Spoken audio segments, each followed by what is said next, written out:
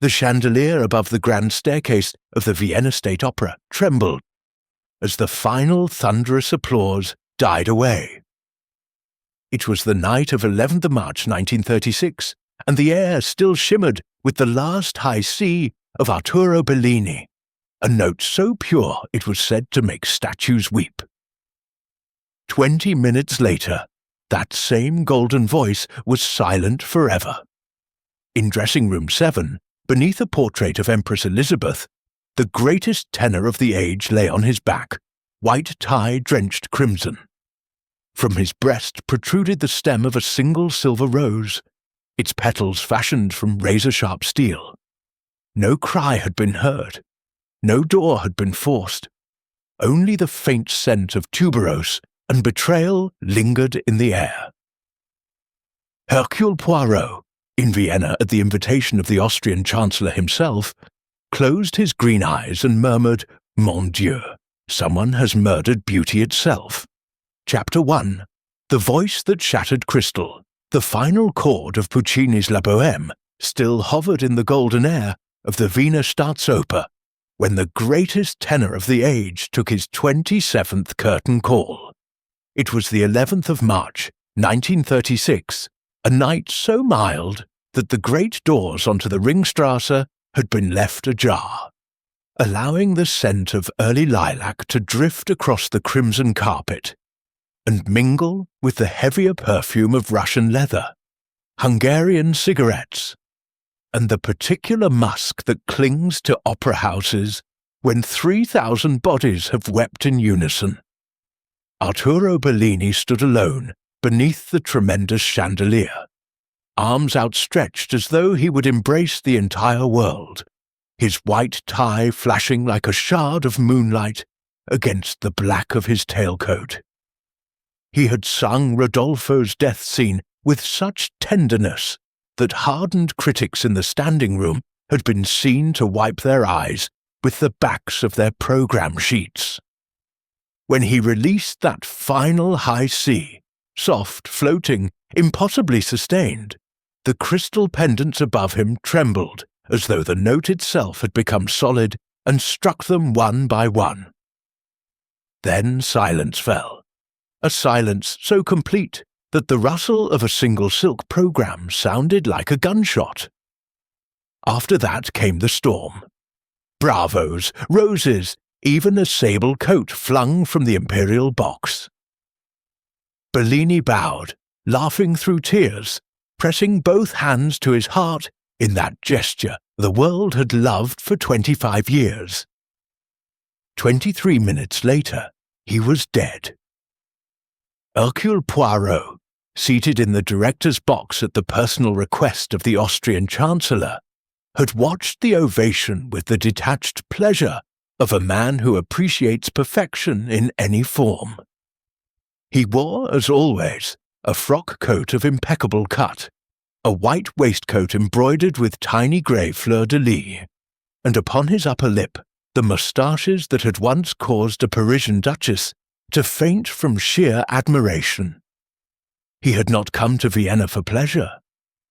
A discreet note delivered to his suite at the Hotel Imperial 3 days earlier had spoken of a matter touching the security of the Republic, and had mentioned, almost casually, the name Arturo Bellini. Poirot had raised one expressive eyebrow, stroked his moustaches, and decided that a performance of La Bohème would be an agreeable disguise for whatever business awaited him. Now, as the house lights rose and the audience began its slow, chattering exodus, he remained in his velvet chair, watching the stage like a cat who has seen a particularly interesting mouse disappear behind the wainscot. A young usher, pale beneath his powdered hair, appeared at the door of the box. "Herr Poirot, Inspector Keller begs the honor of your presence backstage. It is urgent." The boy's voice cracked on the last word. Poirot rose without haste, adjusted the carnation in his buttonhole, and followed. The corridors behind the scenery were a labyrinth of ropes, painted flats and hurrying figures in evening dress. Gas lamps had been replaced by electric bulbs only 2 seasons earlier, and their raw white glare made everyone look suddenly older, as though the years of illusion had been stripped away with the softer light.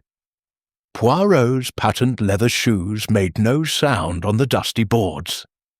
He passed the great canvas of a Parisian garret, the papier-mâché stove that had warmed Mimi for the last time, the pile of artificial snow that had fallen so poignantly in the third act.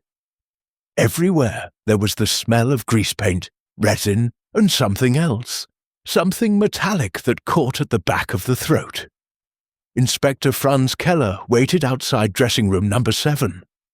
He was a tall man with a sabre scar across one cheek and the shoulders of a cavalry officer, but at this moment his face had the greyness of wet ash.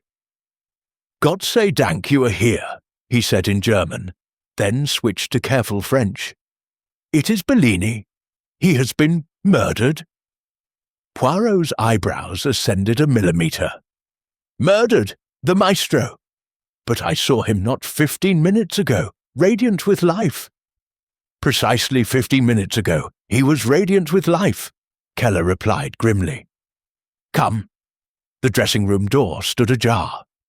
Inside, 2 policemen stood like statues, and a police surgeon knelt beside the body. Bellini lay on his back amid a chaos of flowers, roses, camellias, orchids, thrown by admirers during the calls. His arms were flung wide in a parody of the crucifixion, and from the centre of his chest protruded the stem of a single silver rose. The petals, fashioned from thin beaten silver, had been cunningly shaped to catch what little light remained, so that the flower seemed to glow with a cold, malignant beauty. Blood had soaked the white waistcoat and shirt, spreading outward in a darkening rose of its own. Bellini's eyes were open, fixed upon the painted ceiling where cherubs disported themselves in faded azure. His mouth, that mouth which had caressed 1,000 phrases into immortality, was slightly parted, as though he were still holding the final pianissimo. Poirot removed his hat and stood for a long moment in silence. Then he moved forward with the neatness of a man entering a cathedral. "One observes," he murmured, "that the wound is extremely neat. A single thrust, upward beneath the sternum, severing the aorta. Death would have been almost instantaneous. The maestro did not cry out." The surgeon, a thin man with gold spectacles, nodded. "The blade entered here." He indicated a tiny rent in the waistcoat no wider than a finger, and travelled upward 6 inches. Remarkable precision. The murderer knew exactly where to strike.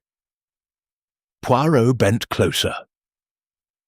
The silver rose had no thorns. Its stem was smooth, almost surgical. He touched it lightly with a gloved finger and felt the faintest resistance, as though the metal concealed something harder within. "This rose," he said softly, "it is not an ordinary tribute from an admirer. Observe the workmanship. Vienna, yes? Perhaps from the workshops of the Hofburg silversmiths. And yet," he sniffed delicately, "there is a faint scent of tuberose, the perfume the Countess von Stahl is said to favour. Curious." Keller shifted impatiently. "We have sealed the corridor. No one has left the theatre. The stage doorkeeper swears that after the final call, only 5 persons entered this wing. The Countess von Stahl, Maestro von Karajan, Fräulein Valenti, Captain Ritter, and the French costume mistress Madame Laurent. All of them had legitimate reason to visit Bellini tonight." "Legitimate reason?" Poirot repeated, savouring the phrase.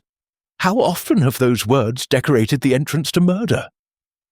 He straightened and surveyed the room with the calm of a general reviewing a battlefield. On the dressing table lay the usual chaos of the artist, jars of cold cream, sticks of Leichner grease paint in number 5 and 9, a half-empty bottle of Tokay Asu, 2 champagne glasses, one bearing the clear imprint of lipstick the colour of pomegranate, and the evening's programme. Someone had scrawled across the page of Che Gelida Manina in red ink. Tonight, the past sings its last note.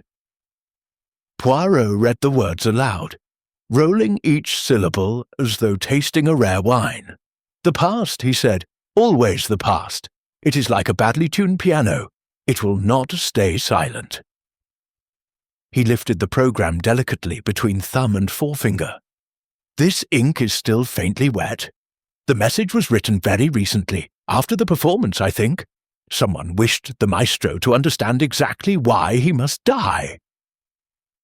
He moved to the mirror, framed in tiny electric bulbs.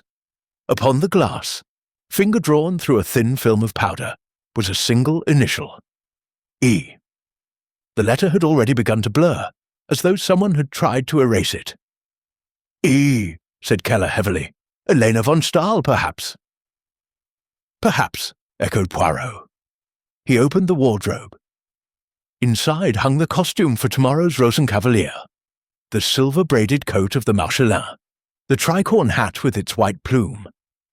From the pocket of the coat protruded the stem of another silver rose, identical to the one in Bellini's heart, yet harmless. Poirot removed it carefully. The stem was hollow, designed to hold fresh flowers. One begins to perceive a theme, he murmured. From the corridor came the sound of raised voices, someone weeping, someone else shouting in Italian. Poirot replaced the rose and turned to Keller. Tell me, mon inspecteur, at what exact time did the maestro leave the stage? 11 minutes past 11. The applause lasted nearly 12 minutes. He took 4 solo calls, then the entire company. After the final curtain, he remained on stage for perhaps 30 seconds, blowing kisses. Then he walked off, alone, toward this wing. And the first person to discover the body. The call boy, at 11:29. He brought Bellini's post. He found the door closed, but not locked. When there was no answer to his knock, he entered. Poirot nodded slowly. 18 minutes. In 18 minutes, a man may travel from Vienna to the moon in the kingdom of the heart, yet here he travelled only from life to death.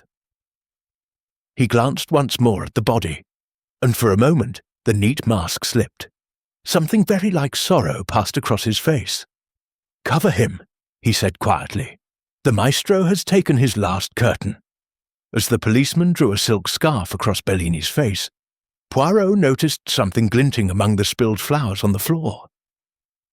He knelt, ignoring Keller's startled protest, and picked up a single white hair, long and fine, caught upon the silver petal that lay uppermost.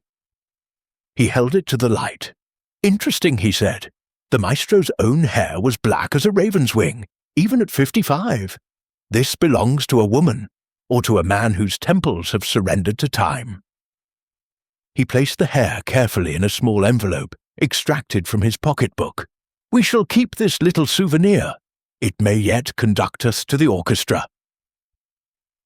Outside in the corridor, the weeping had grown louder. Poirot stepped through the door and found himself facing a small knot of people held back by 2 uniformed officers. In their centre stood a woman draped in black sable, despite the mildness of the night.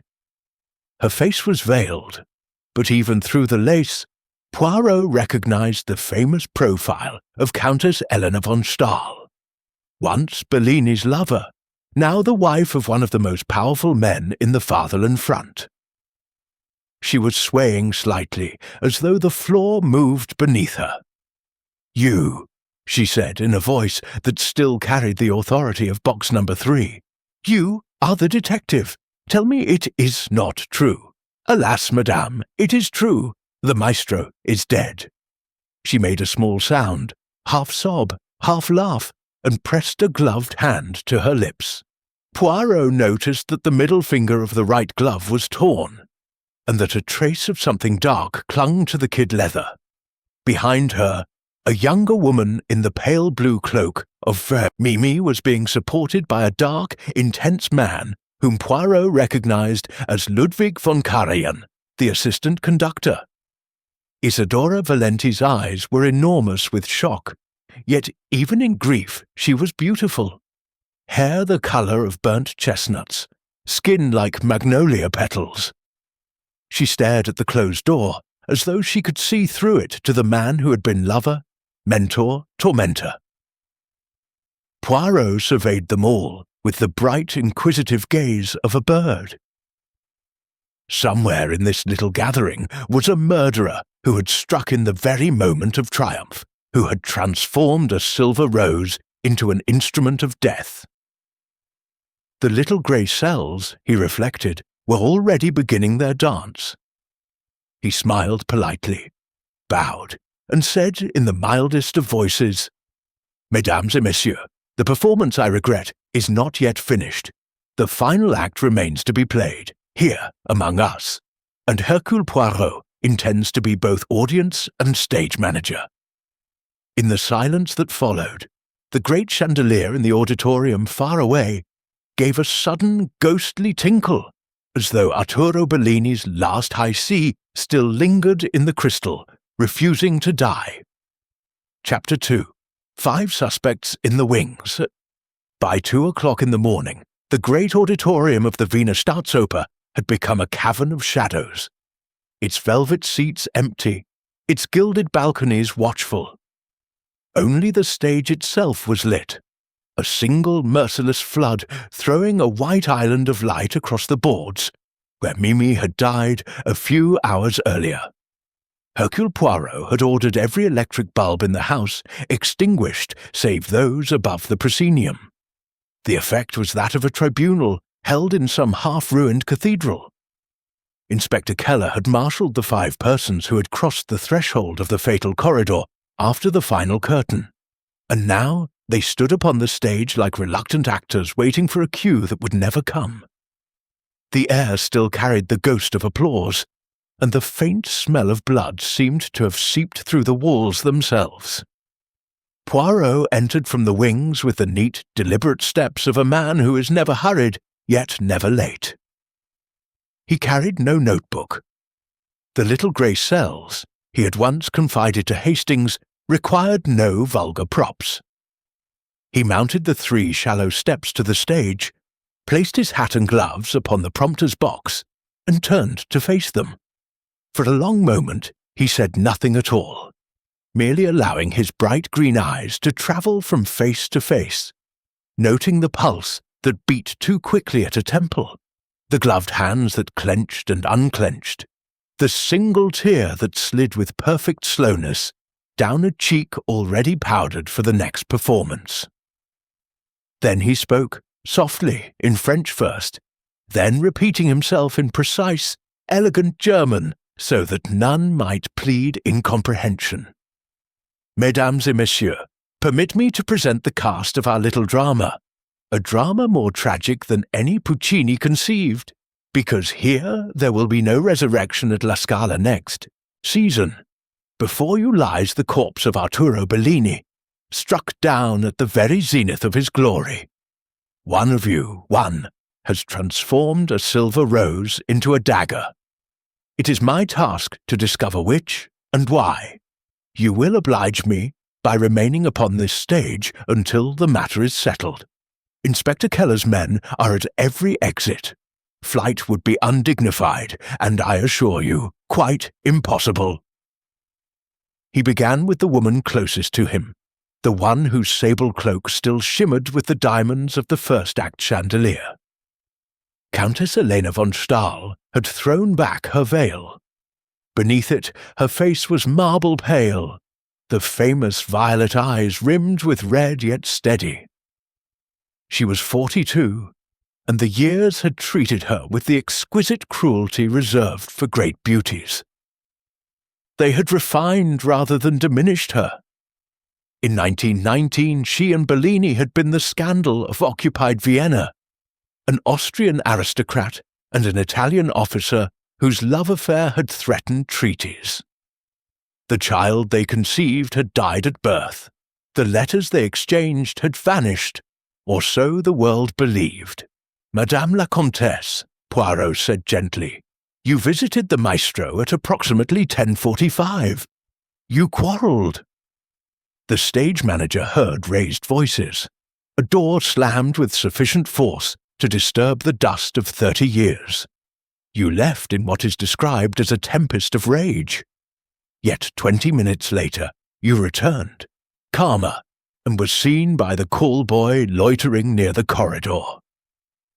Why? Elena von Stahl lifted her chin. I wished to offer the congratulations I had forgotten in my anger. The door was closed. I did not enter. Your glove, madame, the right hand, is torn at the seam and stained with something darker than kid. Blood, perhaps. She glanced at the glove as though seeing it for the first time. I caught it on a nail backstage. As for the stain, it is only grease paint. You may test it if you wish. Poirot inclined his head courteously and passed on. Next stood Ludwig von Karajan, 35, already famous as the most ruthless conductor in Central Europe, a man whose beat could reduce violinists to tears. He was tall, thin, with the face of a tormented saint, and hands that even now twitched as though grasping an invisible baton. Bellini had blocked his appointment as chief conductor at La Scala by a single devastating telephone call. The boy has fire, but no soul. Von Karajan had been heard to swear in the Künstler Café that he would see Bellini dead before he himself reached 40. Monsieur le Maestro, Poirot said, you were observed carrying a parcel wrapped in gold paper to dressing room 7 at 11 o'clock precisely. The parcel contained, I believe, a bottle of 1921 Tokai Atsu, Bellini's favourite, and 2 glasses. Yet only 1 glass was drunk from. Why? Von Karajan's dark eyes flashed. I wished to drink to his retirement. He refused me entrance. I left the bottle outside the door. A pity. The bottle has vanished, like certain other things. Poirot turned to the youngest of them, Isidora Valenti, 24, the new Italian soprano whose Mimi had shared the ovation with Bellini that very night. She was trembling, wrapped in the pale blue cloak of the dying seamstress, her burnt chestnut hair escaping in tendrils from beneath the little black bonnet. Rumour insisted that Bellini intended to marry her. Rumour equally insistent that he had tired of her and planned to announce his engagement to a Brazilian heiress next week. Her motive was as old as opera itself, love that curdles into hate. Signorina, Poirot said, not unkindly, you were seen leaving the dressing room at 11:05, carrying a bouquet of white camellias. You appeared distraught. The camellias were later found scattered across the corridor, their stems broken as though in violence. Did the maestro reject you finally? Isidora's magnificent eyes filled. He sent me away. He said he needed solitude before whatever came next. I threw the flowers because my heart was breaking. Her voice rose to a soprano's silver blade. I loved him. I would never— Love, Poirot interrupted gently, has killed more tenors than tuberculosis. He moved to the 4th figure, a man who stood slightly apart, leaning upon a Malacca cane. Captain Georg Ritter had been stage doorkeeper for 12 years, ever since the war left him with a limp and a heart full of splinters. In 1918, Bellini, then a dashing lieutenant, had seduced Ritter's younger sister, a violinist in the opera orchestra. The girl had drowned herself in the Danube when Bellini departed for Milan without a word. Ritter's eyes, pale blue and cold as alpine ice, had never left the door of dressing room 7.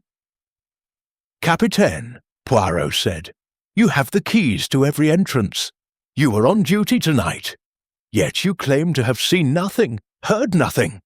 A man dies 20 meters from your post, and you notice rien? Your hatred of Bellini is legendary. You swore on your sister's grave to have vengeance. Ritter's scarred face twisted. I swore, yes, but I am a cripple. 17 steps to that dressing room. I cannot climb them without aid. Ask anyone. I ask you, Poirot replied, and I observe that your cane is new, its ferrule bright. Curious, for a man who leans so heavily upon it. Last of all stood Madame Sophie Laurent, the Parisian costume mistress, small and bird-like in her black taffeta, her hands trembling so violently that the chatelaine of scissors at her waist jingled like a leper's bell. She had designed the silver roses for next week's Rosenkavalier. 12 identical blooms, each stem cunningly hollowed to conceal a steel blade no longer than a lady's finger. Madame, Poirot said almost tenderly, you alone knew exactly how lethal those pretty flowers could be. You alone could have substituted the real blade for the harmless one at any moment. And you were seen leaving the costume workshop at 10:58 with something wrapped in tissue paper. Madame Laurent began to weep, silently, hopelessly. I took him the rose myself, the harmless one, as a souvenir.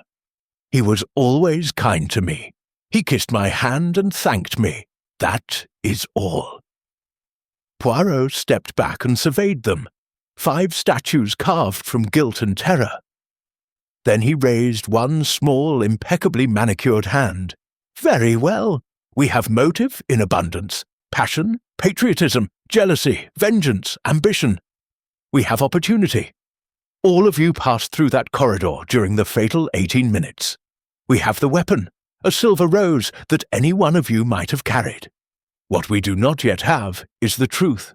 But the night is young, and Hercule Poirot is patient. From high in the flies came the creak of a rope, as though the ghost of some long-dead scene-shifter stirred in disapproval. The floodlight flickered once, casting their shadows gigantic across the painted backdrop of a Parisian rooftop.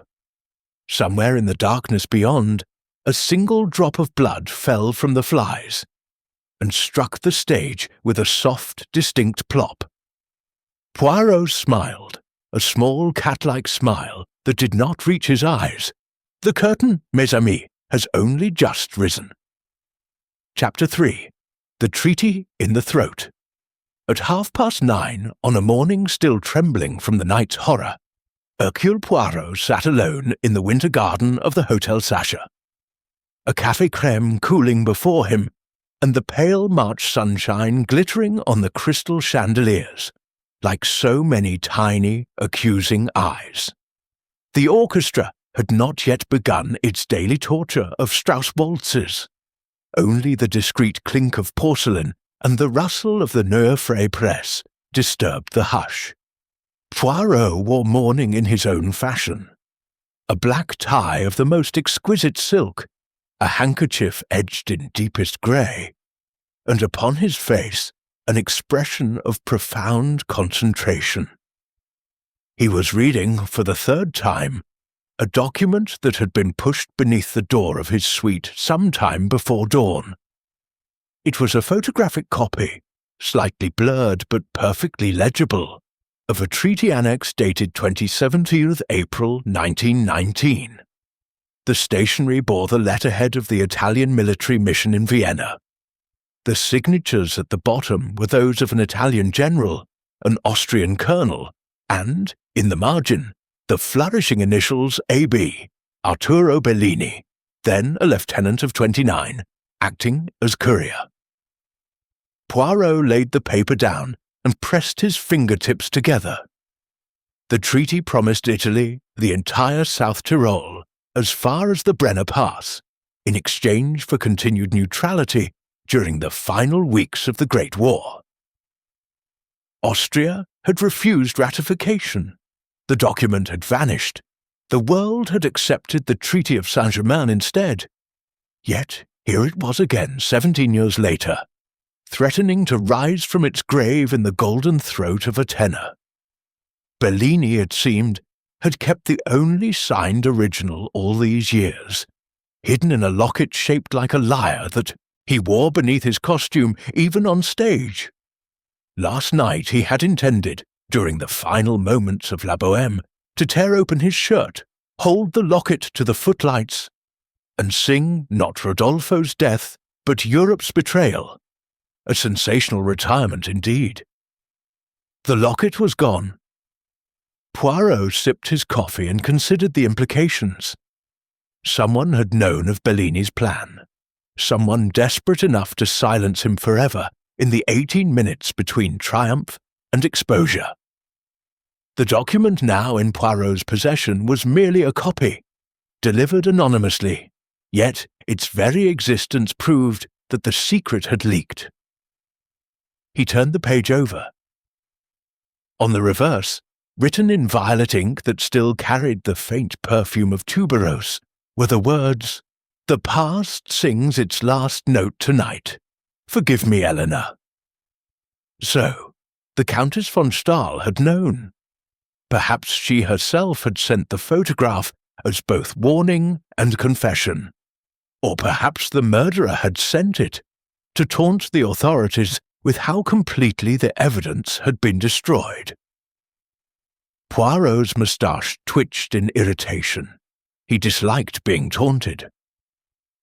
He summoned the page boy and dispatched 2 notes, one to Inspector Keller, requesting an immediate search of the opera house drains for the missing locket, and another to Countess von Stahl, begging the honour of a private audience at 11 o'clock. Then he ordered a second coffee, stronger this time, and allowed the little grey cells to perform their morning calisthenics. By 10 o'clock he was back at the Staatsoper, moving through corridors now stripped of magic by daylight. The great chandelier hung mute and dusty. The stage looked shabby, its painted garret revealed as mere canvas and lath. Workmen were already repairing the blood-stained carpet outside dressing room 7, rolling it up like a guilty secret. Poirot paused to watch them, then continued to the administrative wing, where the director, Herr Dr. von Rhein, received him in a state of advanced nervous collapse. "Herr Poirot, this catastrophe will ruin us," the director moaned, wringing hands that had once conducted Die Fledermaus to thunderous acclaim. "Already the evening papers scream of murder, murder in the very temple of art. The Chancellor himself telephoned at dawn. He spoke of national security, of scandal that could weaken Austria at the most perilous moment. He begs that the affair be concluded quietly." Quietly? Poirot's eyebrows rose like the curtain on the first act, when a man is stabbed through the heart with a silver rose before 3,000 witnesses. "Mon cher docteur, the only quiet thing in Vienna this morning is the maestro himself." He requested and was granted access to Bellini's personal files. They revealed little: contracts, laudatory telegrams, a photograph of the tenor in 1919, wearing the uniform of an Italian lieutenant, the lyre-shaped locket clearly visible against his throat. On the back of the photograph, someone had written in faded ink, "To Elena, who holds my heart and my country's shame." At 11 precisely, Countess Elena von Stahl arrived at the Sacker in a silver Rolls-Royce that caused even the jaded porters to stare. She had discarded mourning for a coat and skirt of dove grey, but her face beneath the small hat was haggard. The violet eyes ringed with sleepless purple. She entered the winter garden as though walking onto a stage where the audience wished her ill. "Monsieur Poirot," she began without preamble, "you have the photograph. I sent it. I wished you to understand what Arturo intended. He telephoned me yesterday afternoon, drunk with triumph and malice. He told me everything: the treaty, the locket, The new words he had written for the death scene. Words that would have named me, shamed me, destroyed my husband's career, and perhaps Austria herself in this dreadful year. He laughed. He said the past must sing, even if the singer must die for it. And you believed he was capable of such madness? I knew he was. 17 years ago, he was already mad. With love, with ambition, with the intoxication of his own voice. Nothing had changed except that now the world listened when he spoke or sang. Poirot offered her coffee. She refused with a gesture. Madame, did you go to him last night to plead or to threaten? Both. Her voice was steady now, almost proud. I went first at 10:45. We quarrelled bitterly. I told him that if he revealed the treaty my husband would be ruined, that Dollfuss's successors could not withstand another scandal, that the Nazis across the border were waiting for exactly such weakness. He laughed again. He said Austria was already a corpse and deserved a decent funeral march. I struck him. Here, she touched her own cheek. Then I left. The second time I did not enter. I stood outside the door listening for the sound of his voice, rehearsing those terrible new words. I heard nothing. Then the call-boy screamed. Poirot studied her for a long moment. And the locket, madame, did you take it? No. When I left him the first time he was wearing it still, against his bare throat above the open shirt. He tore it off and flung it across the room, screaming that soon the whole world would see what it contained. I saw it strike the mirror and fall among the flowers. That is the last I saw of it. She rose to leave, then turned back. Monsieur, find who killed him. But understand this. Arturo Bellini died the moment he decided to sing politics instead of love. The knife merely confirmed what his own vanity had already accomplished. Poirot bowed her out, then sat very still, fingertips pressed together, eyes half closed. The treaty, the locket, the vanished bottle of Tokay, the torn glove, the white hair, the diamond dewdrop that Madame Laurent insisted had adorned the fatal rose. Pieces of a mosaic that refused to form a picture. Yet one thing was clear. The murder had not been a crime of passion alone. It had been an act of state, however small, however desperate. He rose and donned his hat. Somewhere in the opera house, the drains were being searched, the dressing rooms turned inside out, the silver roses counted and recounted. Somewhere, too, a murderer believed the locket destroyed, the treaty silenced forever. Poirot's lips curved in the faintest of smiles. "They are wrong," he murmured to the empty winter garden. "The fat lady has not yet sung." Chapter 4. The White Hair. At 3 o'clock that same afternoon, the police laboratory in the Polizei Presidium on Schottenring telephoned Inspector Keller with news that turned even the phlegmatic Austrian pale. The single white hair found clinging to the silver petals of the murder weapon had been examined under the comparison microscope, and matched root and cuticle and medullary index to hairs taken from the tortoiseshell brush on Countess Elena von Stahl's dressing table at her palace in the Argentinierstrasse. The match was absolute. Keller, who had been hoping for a simple jealous lover or vengeful cripple, now faced the nightmare of arresting one of the most powerful women in Austria for murder. He telephoned Poirot at the Sachère in a voice that shook with bureaucratic terror. Poirot listened without interrupting, thanked the inspector politely, and ordered a fiacre. 20 minutes later, he was seated once again in the Countess's small green salon that overlooked the Belvedere Gardens, where the first crocuses were pushing through the black soil like tiny acts of defiance. Elena von Stahl received him standing very straight, dressed now in black from throat to ankle, the only colour the famous violet eyes, and a single diamond brooch shaped like a rose at her throat. The brooch caught the pale light and threw it back like a challenge. "So," she said quietly, "you have come to arrest me." "Not yet, madame," Poirot replied, removing his gloves one finger at a time. "I have come to listen. A white hair is persuasive, but it is not yet a confession." She laughed, a small, brittle sound. "You are kind to pretend. The hair is mine. I shed them constantly now. The doctor says it is nerves. I was in the dressing room. I quarrelled with Arturo. In my anger, I seized the silver rose from the table. He had been toying with it, turning it in his fingers like a dagger, and I struck him across the face with it. The petals were sharp. They cut his cheek.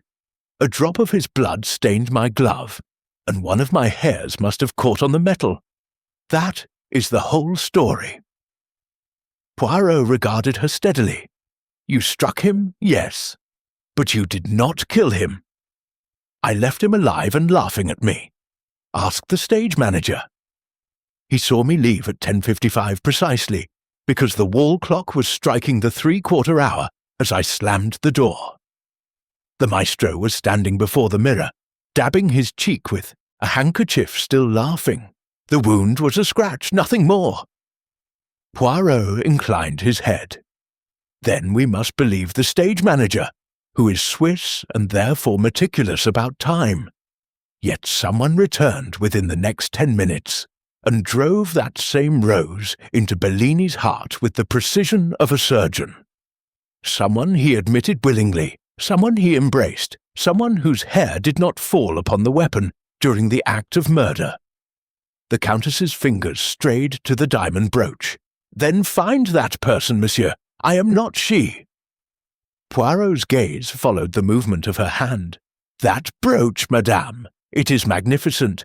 The stone is what the jewellers call a rose-cut diamond, yes? And it is the twin, I think, of a smaller stone that was once set in the heart of the fatal rose. Madame Laurent remembers the dewdrop clearly. It has vanished. Curious." Her hand fell. "My brooch has never left my possession." "Yet diamonds have a habit of travelling when passions are involved." He rose. "You will forgive me, madame, if I ask you not to leave Vienna for the present. A formality." She smiled without warmth. "Where would I go? Austria is my prison already." Back at the opera house, Poirot found Inspector Keller supervising the search of the drains beneath the stage. So far, they had recovered nothing more incriminating than a soprano's lost earring and half a love letter in Czech. The locket remained obstinately missing. Poirot watched the workman for a moment, then requested that Keller accompany him to the costume workshop. Madame Laurent was at her sewing machine, pale and red-eyed, stitching black crepe onto a cloak that would never now be worn by the Marcellin. She rose trembling when Poirot entered. "Madame," he said gently, "you told me yesterday that the Countess herself supplied the silver wire for the 12 roses, insisting that the metal match exactly the brooch she had given Bellini in 1919. Is this correct?" "Yes, monsieur. She brought it personally 3 weeks ago, a spool of the purest silver, very fine." She said the maestro had kept the brooch all these years, and wished the roses to be its sisters. And the diamond dewdrop. That too was hers. A tiny stone she had removed from an old ring. She pressed it into my hand herself, saying it would be the crowning touch. I set it into the largest rose, the one intended for the presentation scene. Poirot nodded slowly. "And when did this largest rose disappear?" 2 days ago. I thought one of the chorus had taken it as a souvenir. They are always stealing things." Poirot thanked her and moved on to the prop room, where the remaining 11 roses lay in a velvet-lined box like sleeping adders. He lifted each one carefully, examining the hollow stems. All were empty. Yet the fatal rose had contained a blade 6 inches long, thin as a stiletto, tempered to lethal flexibility. Keller watched him gloomily. "We have?" questioned the stage manager again. He confirms the Countess left at 10:55. At 11 sharp, Fräulein Valenti entered with champagne. She says Bellini sent her away after 2 minutes, saying he wished to be alone. At 11:04, Captain Ritter passed the corridor on his rounds. He claims he noticed nothing. At 11:06, Maestro von Karajan retrieved his bottle of Tokay from outside the door. None of them admits to entering after the Countess. Poirot replaced the last rose. And yet the murder occurred between 11:05 and 11:29. Someone is lying, or someone else entirely passed unseen. Tell me, mon ami, has anyone examined the flies above the stage? Keller looked blank. The flies? Precisely. A man or woman familiar with the grid could lower himself on a rope directly into the dressing room corridor from the fly loft. The distance is no more than 8 meters, a matter of seconds for an agile person. Keller's face cleared. Von Karajan was up there earlier, checking the lighting for Rosenkavalier. Indeed, and Captain Ritter, despite his limp, was once a mountain climber of note. And Fräulein Valenti trained as an acrobat before her voice was discovered. Even the Countess rode with the Spanish riding school in her youth. None of them is as helpless as they wish us to believe. Poirot turned to leave, then paused. One more thing. The champagne glasses, 2 were used, though only one person admits to drinking. Have them tested for fingerprints and for poison.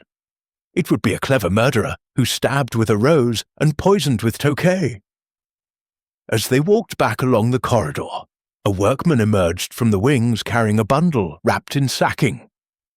"Found this caught on a counterweight rope high up," he said. "Looks like someone dropped it in a hurry." Keller unwrapped the bundle.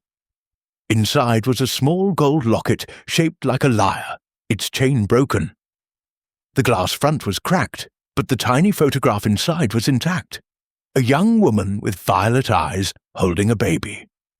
On the back, engraved in flowing script, "To Arturo, who gave me music and took my heart.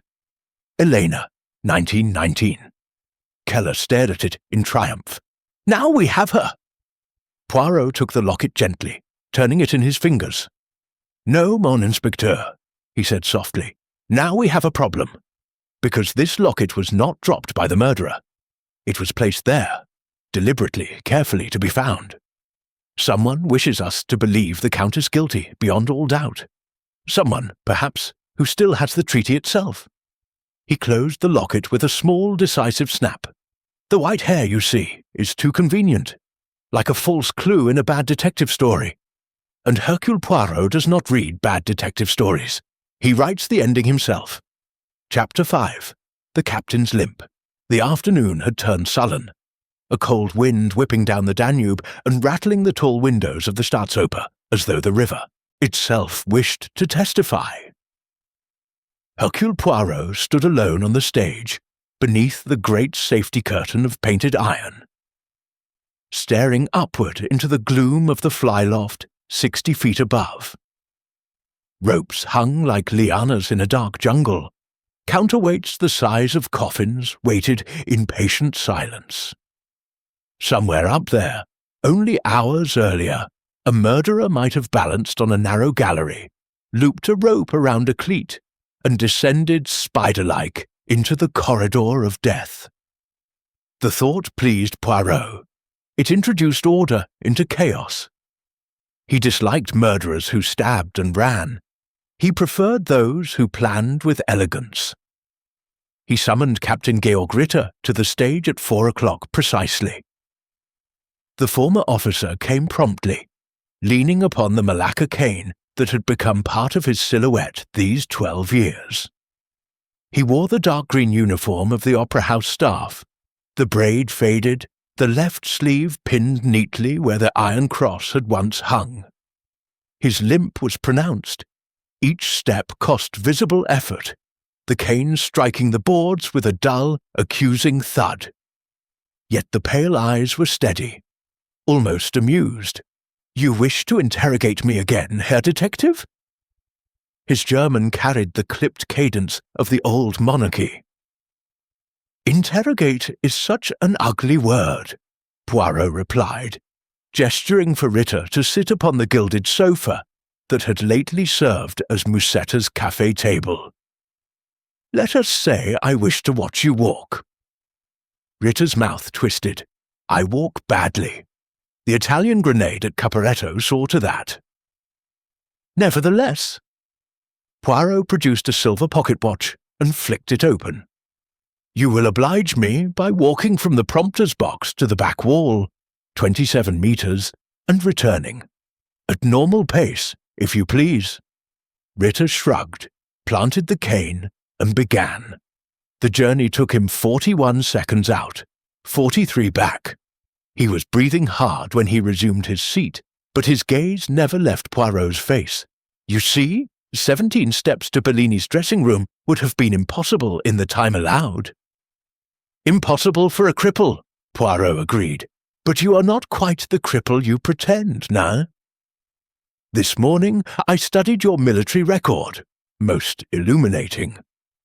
In 1917, you climbed the north face of the Ortler in winter to bring down an Austrian observation post single-handed. Your leg was already shattered, yet you managed it. Men have done astonishing things when hatred supplies the strength." Ritter's scarred cheek flushed.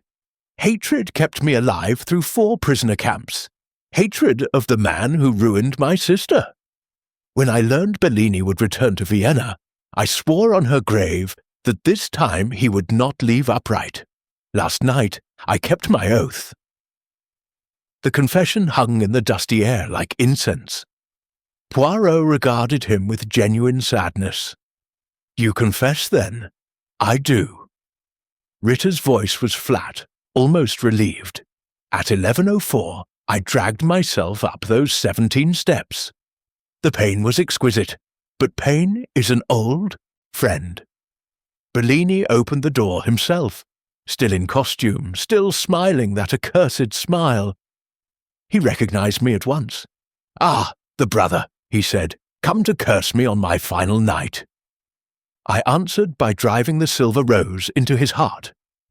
He looked surprised, only surprised, and then he died. I wiped the stem on his handkerchief, closed the door and descended again. No one saw me. God was merciful." Poirot closed the watch with a soft snap. "A moving performance, Captain. Almost, I am convinced. Yet there are difficulties. First, the wound was delivered by a right-handed thrust, upward under the ribs. The embrace of a lover, not the attack of an enemy from the front. You are left-handed. Even your cane you carry in the left hand. Second, the blade entered with such precision that it severed the aorta at the first attempt.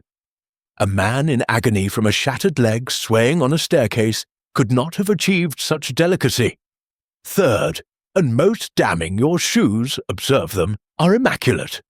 Had you climbed and descended those dusty stairs, the patent leather would bear marks. It does not."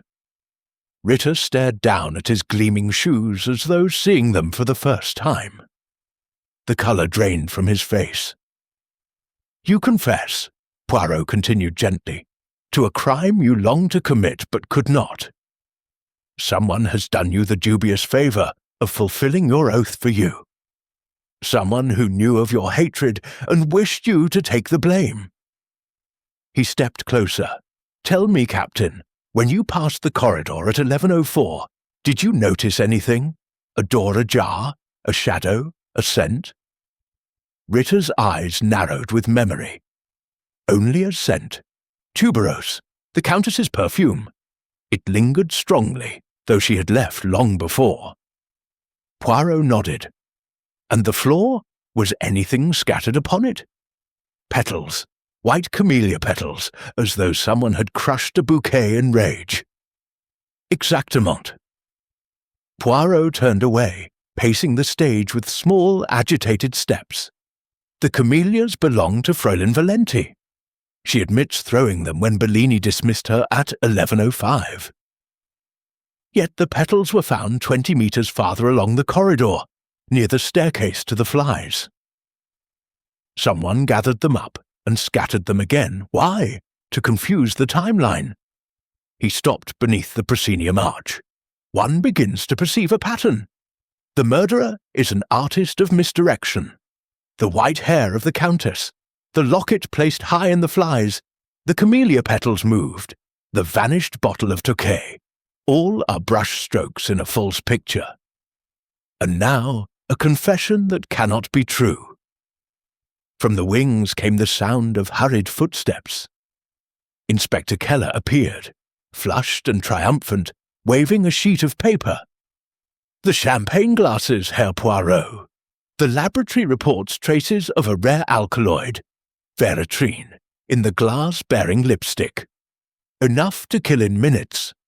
And the fingerprints on that glass belong to Isidora Valenti." Poirot took the report and read it slowly. So, poison as well as the dagger. A prudent murderer who trusted neither method entirely. He looked at Keller, then at Ritter, who sat like a man reprieved from the scaffold, yet still condemned. "Bring Fräulein Valenti to me, at once." While they waited, Poirot climbed the iron ladder to the fly loft himself, moving with surprising agility for one so compact. High above the stage, he found what he had hoped for. A single camellia petal caught on a rough hemp rope, and knotted to a cleat, a length of silk cord the exact colour of Mimi's cloak. Someone had indeed descended from the heavens to deliver death. Isidora Valenti arrived 10 minutes later, wrapped in a sable coat despite the warmth of the stage, her magnificent eyes swollen with weeping or cunning. She faced Poirot across the footlights like a prima donna about to sing her defence. "You poisoned the champagne," Poirot began without preamble. "And then, when Bellini refused to drink, you followed him, embraced him as a lover, and completed the work with the silver rose. The veratrine would have killed him silently. The blade gave you certainty. You are young, strong, trained in the circus before your voice was discovered. The descent from the flies would cost you nothing." Isidora's lips parted in a tremulous smile. "You have no proof. I have the cord the colour of your cloak. I have the petal caught in the rope. I have your fingerprints on a glass that should have contained only champagne. And I have the testimony of Captain Ritter, who smelled tuberose. Your perfume is rose, Signorina, never tuberose. You wore the Countess's scent to implicate her." For a moment she swayed, then caught herself on the proscenium pillar. "He was leaving me," she whispered, "for a Brazilian heiress with coffee plantations. After everything I gave him, my youth, my voice, my soul. He laughed when I begged. So I brought champagne laced with veratrine from the pharmacy in the Graben. When he sent me away, I waited in the flies. I have always been good with ropes. I descended after the corridor was empty. He opened his arms to me one last time. I kissed him and pushed the rose home." She began to laugh, a terrible sound that echoed to the gods. "You will hang me, monsieur, but the world will say Isidora Valenti killed for love. They will write operas about me." Poirot regarded her with infinite sadness. "They will write nothing, mademoiselle, because you did not kill him. The veratrine was in the wrong glass, the one without lipstick. Bellini drank from the clean glass and lived long enough to be stabbed. Your confession, like Captain Ritter's, is brave but impossible. Someone anticipated your jealousy, used your fingerprints, your perfume, your skill with ropes." He turned to Keller. "Release the captain, and guard the Fräulein. She is innocent of murder, but guilty of too much passion. The real murderer grows nervous. Soon he or she will make the one mistake that matters. High in the flies, a rope creaked though no wind stirred. Poirot looked up and smiled a small, terrible smile. The performance continues. Chapter 6. The Rosenkavalier. Rose dusk settled over Vienna like a velvet pall, the last light bleeding from the sky above the Kahlenberg, and leaving the great opera house a black cliff pierced by 1,000 small yellow eyes. Inside the costume workshop, beneath a single green-shaded lamp, Madame Sophie Laurent sat alone, her trembling fingers idle for once among the scattered sequins and silver thread. 12 silver roses should have lain in their velvet coffin. Only 11 rested there now, and the 12th, the largest, the one with the diamond dewdrop at its heart, had become the most lethal flower in Europe. Poirot entered without knocking, closing the door softly behind him as though the room itself were a grieving relative. Madame Laurent looked up, her small, bird-like face crumpled with exhaustion and something darker. "You have come for the truth at last, monsieur," she said in her soft Parisian French. "I have been waiting." Poirot removed his hat and laid it upon a bolt of cloth of silver that would never now become the Marchelin's gown. "Then let us waste no more time on embroidery, madame. You made the roses. You alone knew that any one of the 12 could conceal a blade. You alone watched every hand that touched them. Begin with the diamond." She drew a shaking breath. "The Countess brought it herself, 3 weeks ago, wrapped in tissue. A tiny stone, rose-cut, no larger than a tear. She said it had once adorned a ring Bellini gave her in 1919, the night they conceived their child. She wanted it set in the presentation rose, so that when the Marschallin offered the silver rose to Octavian, the audience would see a spark of real history. Sentiment, she called it. I thought it beautiful. And when the rose vanished, 2 nights ago, I left the workshop for 5 minutes, only 5, to fetch more wire from the property room. When I returned, the box was open, the largest rose gone. I thought perhaps Maestro von Karajan had taken it. He was always testing their weight for balance. Or the Italian girl, rehearsing her presentation scene until her feet bled. Or even Captain Ritter. He sometimes carried things for me when my hands were full." Poirot picked up one of the remaining roses, turning it so that the hollow stem caught the light. "These stems were designed to hold fresh flowers, yes? Yet a blade of tempered steel, 6 inches long, would slide inside as easily as a stiletto into its sheath. Tell me, madame, who suggested the hollow stems?" She hesitated. "It was the Countess again. She brought sketches. She said Bellini wished the roses to be lighter than usual, because he feared the Marchelin's hands, Isadora's hands, would tremble under the weight. He was always considerate of his sopranos." Poirot's eyes gleamed. "Considerate? Yes, and the blade itself, where did that come from?" Madame Laurent opened a drawer and drew out a small leather case. Inside lay a thin triangle of steel, no wider than a knitting needle, its point wickedly acute. This was the model. The armourer made 12, 1 for each rose, so that the Marschallin could draw a symbolic dagger if the comedy turned to tragedy in the 3rd act. They were blunted, harmless. I kept them locked away. Yet when I checked yesterday, one was missing. The sharpest one. Poirot took the case, tested the edge with a gloved thumb, and nodded. Someone filed this one to a needle's point and returned it to the case so that suspicion would fall on you. Clever. He replaced the blade and closed the lid with a soft click. Now, madame, you were seen leaving this workshop at 10:58, carrying something wrapped in tissue. What was it? Her hands twisted in her lap. The harmless duplicate. I had made 13 roses, always I make one extra in case of accident.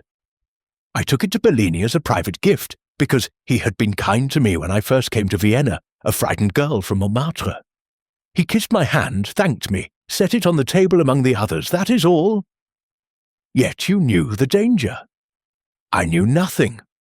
Only later, when I heard the screams, did I understand. She began to weep silently, tears falling onto the black taffeta like rain on ink. Poirot watched her for a long moment, then moved to the window that overlooked the stage door alley. From here he could see the exact spot where Captain Ritter stood each night, the exact angle of the staircase to the flies, the exact place where Isidora Valenti had scattered her camellias. Everything converged here, in this small room smelling of glue and tuberose and fear. One more thing, he said without turning. The Countess's silver wire. Was it ordinary sterling or something rarer? Purest silver gilt, Madame Laurent whispered, from the imperial workshops. She said it was the same wire Bellini had used to bind a lock of her hair in 1919. She kept it all those years. Poirot turned then, and his face was very grave. Then we have the thread that binds everything. The silver rose was never stolen at random. It was commissioned 17 years ago as a love token, carried through war and scandal, hidden until the moment when love turned to hatred and patriotism to murder. The rose was always meant for Bellini. The only question was who would present it. He opened the door and found Inspector Keller waiting in the corridor, holding a small evidence envelope. "The diamond dewdrop," Keller said grimly. "The surgeon removed it from the heart muscle this morning. It matches exactly the stone in the Countess's brooch. And there is blood on it, Bellini's type." Poirot took the envelope, held it to the light, and saw the tiny, rose-cut diamond lying on cotton wool like a drop of frozen blood. "Yes," he said softly, "the dewdrop returns to its flower." He looked at Madame Laurent, who had risen and was staring at the diamond as though it might speak. "You will come with us now, madame. There is a rehearsal tonight, a memorial performance of the third act of Rosenkavalier. The silver roses will be needed, all 11 of them. And perhaps the 12th will return to its maker." As they walked along the corridor toward the stage, the great organ in the auditorium began to play very softly, a single low note that seemed to come from the bowels of the building. Madame Laurent stumbled and would have fallen had Keller not caught her elbow. Poirot did not look back. "The Marschallin," he murmured, "must present her rose. It is tradition, and tradition, like murder, will have its way." Behind them, in the empty workshop, the green lamp flickered once and went out, leaving the 11 silver roses to gleam coldly in the darkness like 11 small moons, waiting for their 12th sister to come home. Chapter 7. The Missing Locket. Midnight again, and the Vienna State Opera had become a cathedral of absence. The house lights were extinguished. The great chandelier swathed in black gauze like a mourning widow, yet the stage itself blazed under a single merciless spot. There, in the exact centre where the silver rose would be presented to Octavian in 6 days' time, stood a plain deal table, a chair, and a green-shaded lawyer's lamp. Around this island of light waited the 5 suspects, summoned by Poirot's handwritten cards delivered at dusk. They had come because none dared refuse, and because each believed the others already condemned. The air was thick with the scent of candle wax and dust and fear. Poirot entered last, accompanied by Inspector Keller and 2 silent officers. He carried a small mahogany box, which he placed upon the table with the reverence of a priest setting down the host. He did not sit, Instead, he walked slowly around the circle of faces. Countess Elena von Stahl, white-lipped in black velvet. Ludwig von Karajan, rigid as a blade. Isadora Valenti, eyes swollen but defiant. Captain Ritter, leaning on his cane like a soldier at the edge of no man's land. Madame Laurent, tiny and trembling in her eternal taffeta. When he spoke, his voice was soft, almost conversational, yet it filled the vast empty auditorium. Mesdames et messieurs, the locket has been found. He opened the box. Inside, on faded blue velvet, lay the lyre-shaped gold locket, its chain repaired with new links that gleamed too brightly. The glass was still cracked. The photograph of the violet-eyed woman with her dead baby was visible to all. Captain Ritter discovered it this evening, Poirot continued, sewn with exquisite care into the hem of the Marchelin's cloak, the cloak that Fräulein Valenti will wear on the opening night of Rosenkavalier. The Chichille stitches were fresh, the thread crimson silk, the colour used only in the imperial costume. Someone intended that the locket be discovered during the performance, in full view of the diplomatic corps and the world's press. Someone wished the treaty revealed after Bellini's death, when he could no longer speak for it or against it. He lifted the locket by its chain and let it spin slowly, catching the light like a pendulum. Inside, as you know, should be the signed annex that would have given Italy the South Tyrol. Yet when Captain Ritter brought it to me an hour ago, the compartment was empty. The treaty has vanished a second time. Curious, n'est-ce pas? A small collective sigh escaped the circle, half relief, half dread. Poirot laid the locket down and opened a second, smaller box.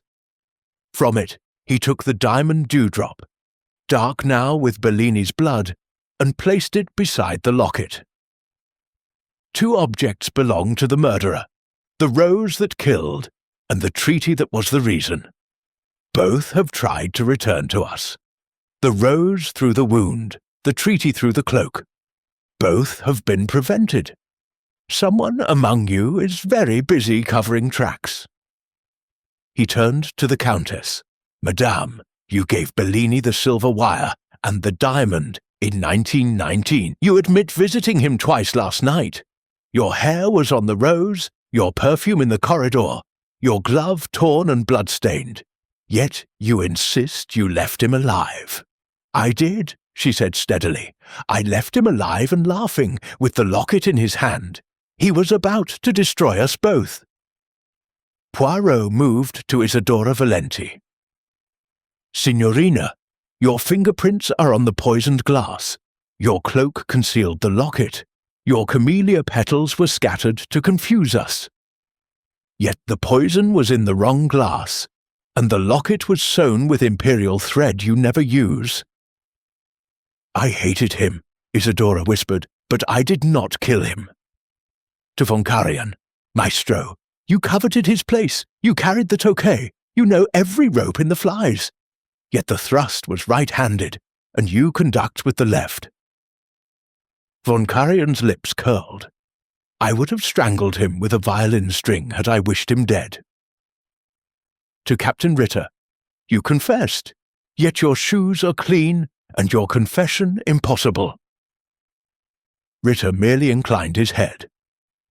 Finally to Madame Laurent, who was weeping without sound. Madame, you made the roses, you knew the blades, you carried the duplicate rose to Bellini at 10:58.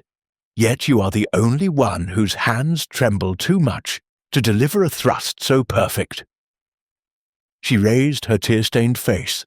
I loved him, she said simply, in my way. Poirot stepped back until the spotlight caught him fully. A small, immaculate figure in the centre of their storm. Then none of you killed him, he said quietly, and all of you did.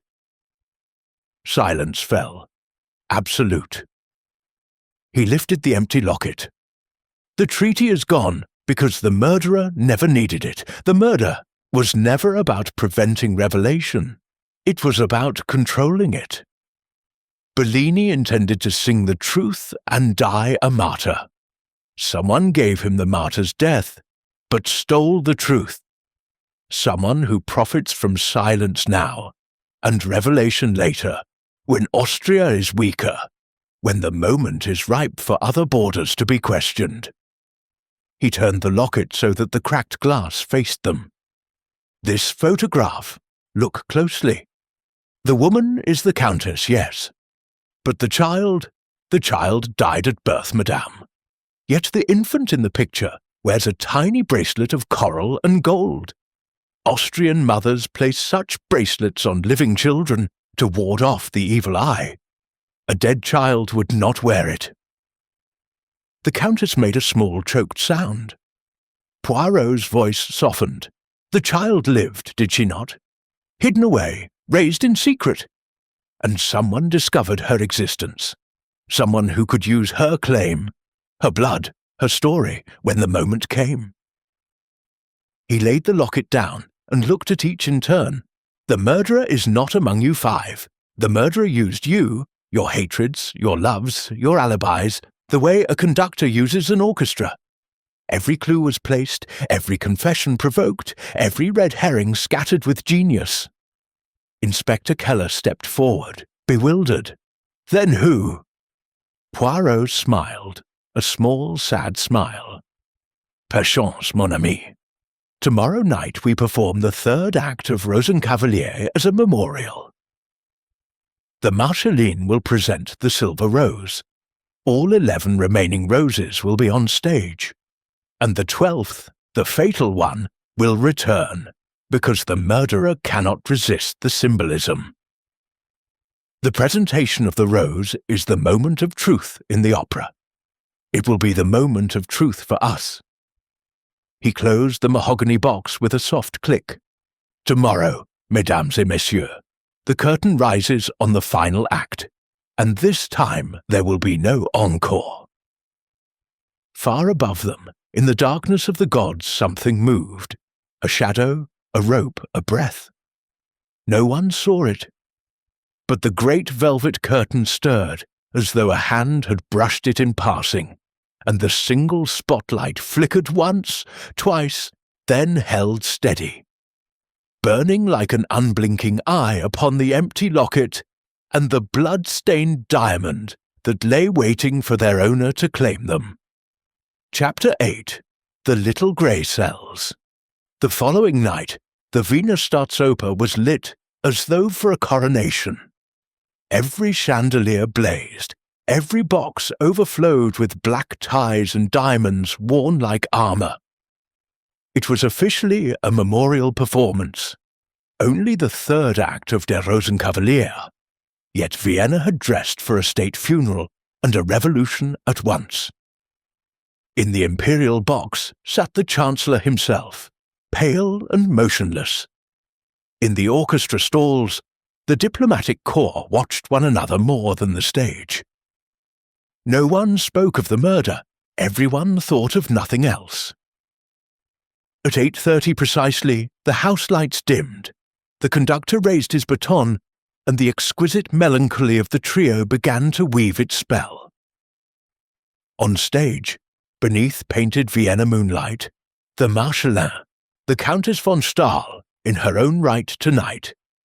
She had insisted on singing the role herself for Arturo, prepared to present the Silver Rose to Octavian. Poirot sat alone in the director's box, gloved hands resting on the velvet rail, green eyes glittering. He had arranged everything. The 11 harmless roses lay in their silver bowl upon the stage table. The orchestra had been warned to prolong the introduction by exactly 40 seconds. Inspector Keller and 6 plainclothesmen waited in the wings, revolvers loose in their pockets. Somewhere in the darkness the 12th rose, the murder weapon cleaned of blood and returned anonymously to the propmaster that afternoon, waited with its rightful owner. The Marschallin entered. Elena von Stahl was magnificent in silver brocade, the great cloak sweeping behind her like a fall of moonlight. Her face was marble, but her voice, when she began Marie-Thérèse, was pure sorrow made sound. She moved toward the bowl of roses with the slow inevitability of fate. Octavian, sung by a trembling young mezzo from Prague, knelt. The audience held its breath. The Countess lifted the first rose, turned it in her fingers, laid it back. One by one she examined them, as though searching for the perfect bloom. The music swelled. She reached the 11th, paused, lifted it high so that the footlights struck fire from the silver petals. Then, in a gesture, not in the score, she let it fall. It struck the stage with a thin metallic clatter that cut through the orchestra like a gunshot. Silence. She spoke, not sang, her natural voice carrying to the gods. There should be 12. The conductor froze, baton in mid-air. From the wings, Madame Laurent appeared, ashen, carrying a 12th rose wrapped in black silk. She walked forward, as though pulled by wires, placed it in the Countess's hand, and stepped back into darkness. Elena von Stahl unwrapped the silk. The fatal rose gleamed, innocent and terrible. The diamond dewdrop glittered at its heart like a drop of frozen blood. She held it up so that the entire house could see. "This," she said clearly, "is the rose that killed Arturo Bellini, and I am the woman who drove it into his heart." A single scream rose from the stalls. Isidora Valenti then died. The Chancellor half rose in his box. Keller started forward, but Poirot's hand on his arm restrained him. The Countess continued, her voice steady now, almost exalted. "I loved him once. I bore him a child the world was never allowed to acknowledge. When he threatened to reveal the treaty and our shame from this very stage, I went to him with the rose I had commissioned 17 years ago as a love token. He greeted me with open arms. He thought I had come to forgive. Instead, I kissed him, one last time, and pushed the blade home. The diamond entered with it, a wedding gift returned at last." She turned the rose so that the stem pointed toward her own breast. "I should have died then, too. Instead, I chose to live with silence. Tonight, I choose truth." She raised the rose higher, and the orchestra, as though released from a spell, began the great trio again, softly, inexorably. Poirot rose in his box. His voice, small yet piercing, cut across the music. "No, madame, you choose drama, but drama is not truth." Every face turned toward him. He descended the little staircase from the box, walked along the aisle, and mounted the stage steps with perfect calm. The conductor lowered his baton. The singers froze in their tableau. "Inspector Keller," Poirot said conversationally, "you will arrest the Countess for the attempted murder of Hercule Poirot's reputation, but not for the murder of Arturo Bellini."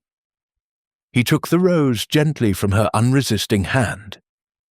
"You see, mesdames et messieurs, the Countess is right-handed, yes, but the thrust that killed Bellini was delivered by a left-handed person standing behind him. Embracing him from the rear, the blade entering upward beneath the ribs in a motion no woman in evening dress could achieve without staining her gown. Observe." He turned to Ludwig von Karajan, who had appeared silently at the prompt corner, white-faced. "Maestro, you conduct with the left hand. You knew every rope in the flies. You carried the tokai to establish your presence, then returned later, descending behind Bellini while he stood at the mirror admiring his final costume. You embraced him. He trusted you after all. You were his chosen successor. You whispered the toast you had prepared, and as he turned his head to smile, you drove the rose home with your left hand. Then you ascended again, leaving the clues that pointed everywhere except at you. The white hair you stole from the Countess's brush weeks ago, the locket you hid in the cloak to be found later, the diamond you pressed deeper so that it would be discovered in the autopsy. Everything perfect almost. Von Karajan's dark eyes blazed. You have no proof. I have the proof of the little grey cells. Poirot held up the rose. This stem bears the faint imprint of a left thumb. Yours, maestro, from when you tested the weight 2 days ago. And in your pocket, I fancy, we will find the treaty itself, removed from the locket so that you alone control when and how it is revealed. You killed Bellini not for ambition but for politics. A united Austria, under certain influences, needs the South Tyrol question kept alive but never settled. Bellini threatened to settle it forever. You silenced him and framed the Countess, knowing her confession would be believed and quickly hushed. He signalled. Keller and his men moved forward. Von Karajan did not resist.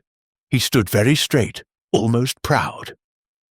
As they led him away, the Countess sank to her knees on the stage, the great cloak pooling around her like molten silver. Poirot bent and raised her gently. Courage, madam. You wish to die beautifully. Instead you will live, truthfully. That is harder, but it is what Arturo would have wanted. The orchestra, uncertain, began the final bars of the trio. The Marchelin's voice, shaken but unbroken, joined Octavian and Sophie in the sublime resolution. And high in the flies, unseen, the ghost of a single high C seemed to float for a moment before dissolving into silence. Poirot looked up, touched his moustache, and murmured, Voilà! The little grey cells, they never lie. Chapter 9. The Aria of Truth.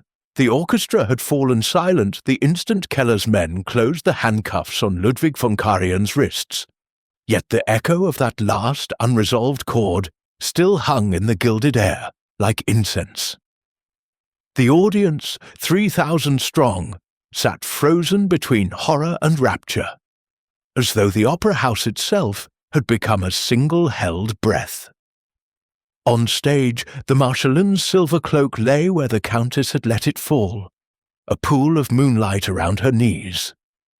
Poirot stood beside her, small and immaculate, the fatal silver rose still in his gloved hand. He waited until the silence became unbearable, then spoke quietly, so that even the gods could hear. Mesdames et messieurs, the performance is not yet ended. The true final act has only just begun. He turned to von Karajan, who stood between 2 officers, head high, the dark eyes burning with something that might have been contempt or triumph. You will tell them, I think, Poirot said, or I shall. It is your choice. Von Karajan's lip curled. For a moment it seemed he would remain silent to the end. Then he laughed, a short, harsh sound that cracked like a whip across the footlights. Very well, little Belgian. Let them hear it from the conductor's mouth. His voice carried easily. He had spent years making himself heard above 100 instruments. Yes, I killed Arturo Bellini.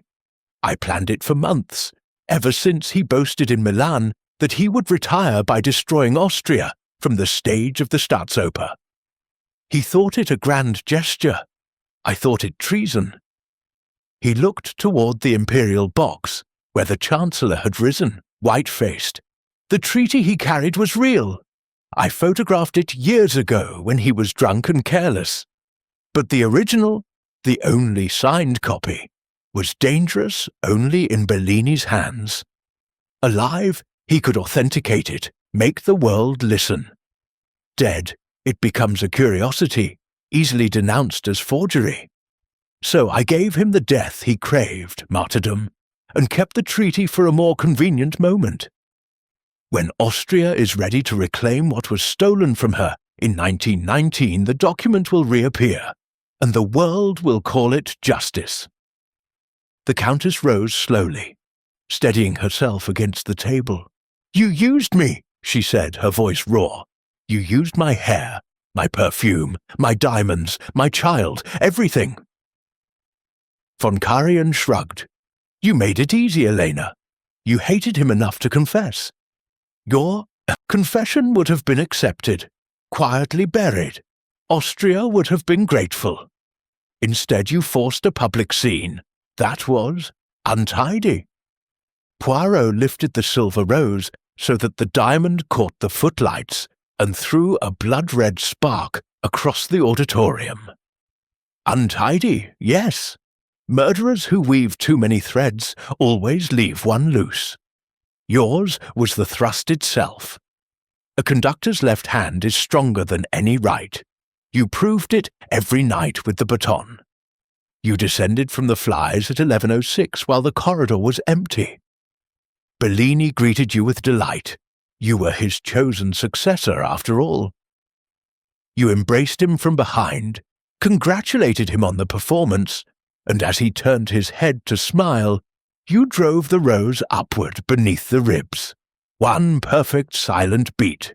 Then you ascended again, leaving the clues like grace notes for the police to chase." He turned to the audience, which had begun to murmur, a restless tide. "You see the beauty of it. The white hair stolen from the Countess's brush during a costume fitting, the locket removed and later sewn into the cloak so that Italy would be blamed, the diamond pressed deeper so the autopsy would discover it, the poisoned Tokay, her blind in case the blade missed the heart. Even the confessions of Captain Ritter and Fräulein Valenti were gifts to you. They hated him so much they were eager to claim the crime. You conducted us all, Maestro, the way you once dreamed of conducting the orchestra here. But you forgot one thing." Von Karajan's eyes narrowed. "And that is that Hercule Poirot prefers to write his own score," he signalled. Keller stepped forward and, with deliberate care, drew a folded document from Von Karajan's inside pocket. The treaty, yellowed, fragile, bearing the unmistakable signatures, fluttered like a dying butterfly in the spotlight. "I took the liberty," Poirot said mildly, "of having you searched while you watched the Countess's performance. A conductor should never keep the original score in his tailcoat. It is certain to be discovered during the cadenza." A low growl rose from the stalls, anger and betrayal mingling. Someone shouted, "Sheba!" Someone else began to applaud, slowly, sarcastically. The sound spread until the great house shook with it. Not applause for the music, but for justice. Von Karajan's composure cracked at last. "You think this ends anything?" he spat. "There are others, higher, stronger. Austria will rise again, with or without your Belgian meddling." Poirot regarded him almost with pity. "Perhaps, but not on the blood of tenors, and not tonight." He turned to the Countess, who stood like a statue carved from ice and grief. "Madame, you tried to take the crime upon yourself because you believed Austria needed a sacrifice. But nations are not saved by beautiful lies. They are saved, when they are saved at all, by ugly truths. Your child lived. Find her. Acknowledge her. Let that be the aria you sing to the future." Elena von Stahl looked at him for a long moment. Then, slowly, with infinite grace, she sank into the deep curtsy of the Marschallin, relinquishing her lover. When she rose, tears shone on her cheeks, but her head was high. Inspector Keller led von Karajan away. The maestro did not struggle. He walked as though still acknowledging applause, the handcuffs hidden beneath the tails of his coat. At the prompt corner he paused, looked back once at the empty conductor's podium that would never now be his, and smiled, a small, terrible smile of defiance. The house lights came up fully then, harsh and unforgiving. The audience began to leave in near silence, the spell broken. The evening's magic curdled into something colder. Poirot remained on stage with the Countess, and the scattered silver roses that gleamed like fallen stars. She touched the fatal rose, now harmless, in his hand. "Will they hang him?" she asked quietly. "In Austria, madame, they have not hanged a man since 1918, but he will never conduct again. For a musician, that is perhaps the crueler sentence." She nodded, understanding perfectly. From the orchestra pit came the soft scrape of a chair. The young Prague mezzo, still in Octavian's breeches, had remained behind. She climbed the steps to the stage, hesitated, then took the harmless duplicate rose from the bowl and offered it to the Countess with the traditional gesture. Elena von Stahl accepted it, tears falling freely now. And for one impossible moment, the two women stood in the moonlight of the painted backdrop as though the opera could still resolve in forgiveness. Poirot watched them, then turned away. High in the flies, the ropes hung motionless. The ghost of Bellini's High C had finally floated away into silence. He descended the stage steps, collected his hat and cane from the director's box, and walked alone up the grand staircase. At the top he paused beneath the great chandelier, looked back once at the empty auditorium, and murmured to the darkness, "Requiescat in pace, mon ami. You held the note, after all." Then he was gone, a small, neat figure vanishing into the Vienna night, leaving behind a theatre full of broken illusions and one silver rose that would never bloom again. Chapter 10. Epilogue. The Last High C. 3 nights later, the Vienna State Opera opened its doors again, not for Strauss or Puccini, but for a single, unscheduled performance of La Bohème, the same opera that had carried Arturo Bellini to his final ovation and his death. The announcement had appeared only in the Neue Freie Presse at dawn. A memorial, admission-free, one night only, proceeds, if any, to the orphans of Austrian musicians. Vienna, which had spent 72 hours arguing whether Bellini had been traitor or martyr, filled the house in less than an hour.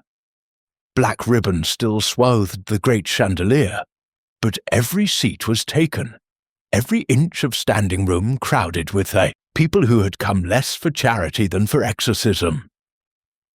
Poirot sat alone in the rear of the director's box, half hidden by shadow. A black cape over his evening clothes, and the Order of the Golden Laurel, bestowed that morning by a grateful chancellor, discreetly concealed beneath it. He had tried to refuse the honour. The chancellor had insisted. "You have saved more than a reputation, monsieur. You have saved a city from tearing itself apart over a ghost." Poirot had accepted the ribbon only on condition that it never be mentioned again. The house lights dimmed. No conductor appeared. Instead, Isidora Valenti walked alone onto the stage, dressed in the simple black gown of a woman in mourning rather than Mimi's faded pink. She carried no score. Behind her, the orchestra, leaderless, waited in silence. She raised her hands, not in the traditional gesture of a diva, but simply as though asking permission, and began to sing Mimi's final aria, Sono andati. Unaccompanied at first, her voice floating into the vast space like a single candle in a cathedral. The audience did not move. Many had come expecting hysterics, perhaps scandal. They received something else entirely. A voice stripped of all artifice, pure and aching. The sound of a young woman saying goodbye to the man who had taught her both glory and ruin. When the orchestra entered, pianissimo, it was almost an intrusion. Tears began to fall in the darkness. Not fashionable tears, but the real ugly kind that come unbidden. At the phrase, "Addio senza rancore," something extraordinary happened. From the empty flies above the stage, as though the building itself had decided to answer, came a single high C, soft, perfectly in tune, impossibly sustained. It was not loud, yet it pierced the heart of every person in the house. Isidora faltered for a fraction of a second, her eyes lifting to the darkness overhead, then continued, stronger now, as though someone invisible were singing with her. Poirot alone did not look up. He knew there was no ghost. Earlier that afternoon he had discovered a young Italian violinist, Bellini's natural son by an earlier liaison, hidden in the fly-loft with a muted trumpet, determined to give his father the final note the world had denied him. Poirot had said nothing, only pressed a finger to his lips and left the boy a single white camellia. The aria ended. For a long moment the silence was absolute. Then the applause began, not the stormy Viennese bravos, but something deeper, almost reverent. Isidora did not bow. She simply placed the camellia on the exact spot where Bellini had taken his last curtain call, turned and walked into the wings. The curtain did not fall. There was no one left on stage to acknowledge. In the hush that followed, Poirot slipped from the box and made his way backstage. He found the Countess von Stahl waiting in the shadows of the prompt corner, dressed in street clothes, a small travelling case at her feet. She looked 10 years younger, as though confession had burned away a fever. "I am leaving Vienna tonight," she said quietly. "My daughter is in a convent near Salzburg. She is 17. She sings, they tell me. I am going to fetch her home." Poirot inclined his head. "A wise decision, madame. Blood is thicker than politics." "And you, monsieur? Will you stay for the waltzes and the coffee-houses?" "Alas, no. London calls. There is a matter of a murdered Maharaja on the blue train. But first—" He reached into his cape and drew out the harmless duplicate silver rose Madame Laurent had made so many weeks ago. Its petals gleamed softly in the worklight. "This belongs to you now. Not the one that killed, but the one that was meant for love. Keep it. One day, give it to your daughter when she understands what it cost."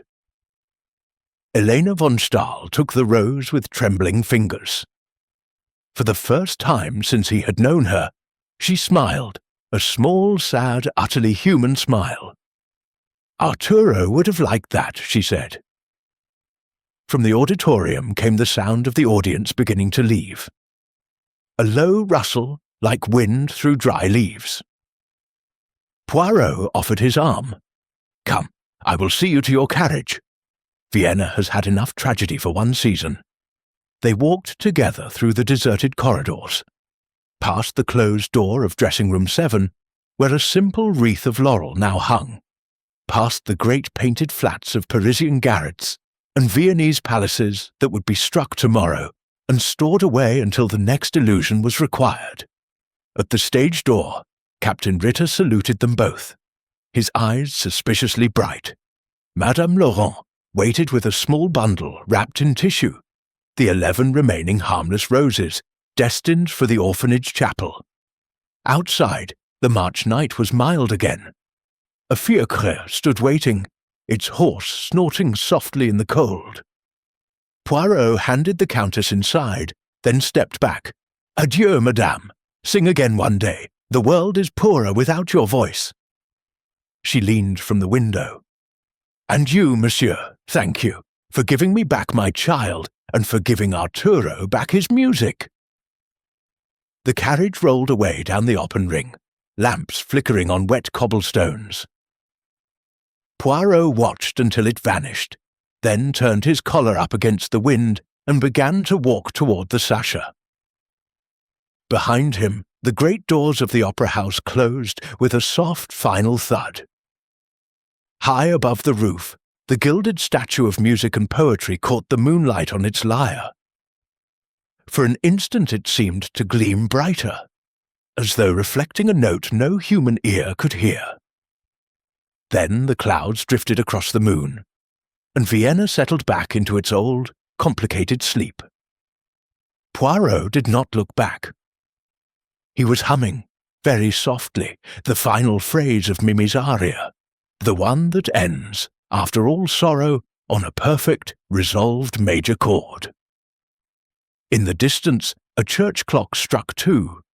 Somewhere, a nightingale, confused by spring, began to sing.